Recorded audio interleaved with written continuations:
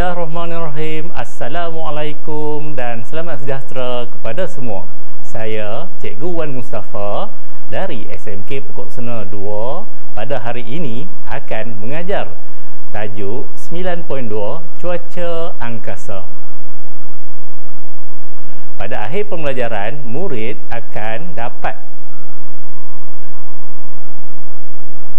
menyatakan maksud cuaca angkasa, memberi contoh fenomena cuaca angkasa, menerangkan kesan cuaca angkasa terhadap bumi dan mencadangkan langkah berjaga-jaga. Kita bermula dengan apakah cuaca angkasa?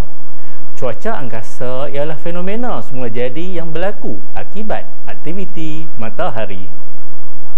Bagaimana ia terjadi? Terjadi apabila matahari memancarkan zarah bermuatan dan tenaga ke angkasa lepas. Kita lihat contoh fenomena cuaca angkasa. Yang pertama, ribut geomagnetik. Gangguan besar pada magnetosfera bumi yang berlaku apabila angin suria, iaitu aliran zarah bercas dari matahari, berinteraksi dengan medan magnet bumi. Fenomena yang seterusnya, angin suria. Aliran zarah bercas, terutamanya elektron dan proton yang sentiasa dipancarkan keluar dari permukaan matahari ke seluruh sistem suria. Letusan suria. Letupan tenaga yang sangat besar di permukaan matahari atau di atmosfera matahari digelar korona. Ia berlaku apabila tenaga magnetik yang tersimpan di kawasan bintik suria tiba-tiba dilepaskan. Apa kesan cuaca angkasa terhadap bumi? GPS tidak dapat berfungsi dengan tepat. Cuaca angkasa akan mengganggu ionosfera dan gelombang radio. Isyarat GPS dibengkokkan atau dilewatkan, maka kedudukan GPS jadi tidak tepat. Radiasi berbahaya kepada angkasawan. Cuaca angkasa akan menyebabkan letusan suria atau angin suria, zarah tenaga tinggi dan radiasi terlepas menembusi ruang angkasa kita, meningkatkan risiko radiasi berbahaya kepada angkasawan.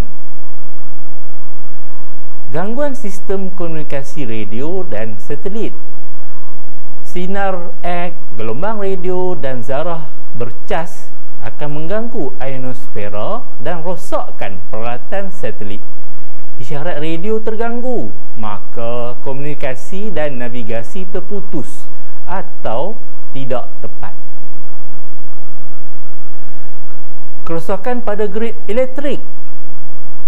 Ribut geomagnetik akan menyebabkan arus elektrik teraruh di grid, lalu transformer rosak, grid runtuh dan blackout secara besaran mungkin terjadi. Apakah langkah berjaga-jaga yang kita boleh ambil? Pertama sekali, pemantauan oleh Balai Cerap Angkasa. Balai Cerap Angkasa menggunakan teleskop, sensor zarah dan magnetometer untuk memantau aktiviti bumi. Ia dapat mengesan letusan suria atau angin suria yang berlaku. Maka amaran awal dapat diberi supaya langkah perlindungan boleh diambil. Reka bentuk satelit yang tahan radiasi. Gabungan perlindungan fizikal, komponen elektronik khas, sistem sandaran, kawalan pintar dan pemilihan orbit dapat memastikan satelit tetap berfungsi walaupun berdepan cuaca angkasa ekstrim.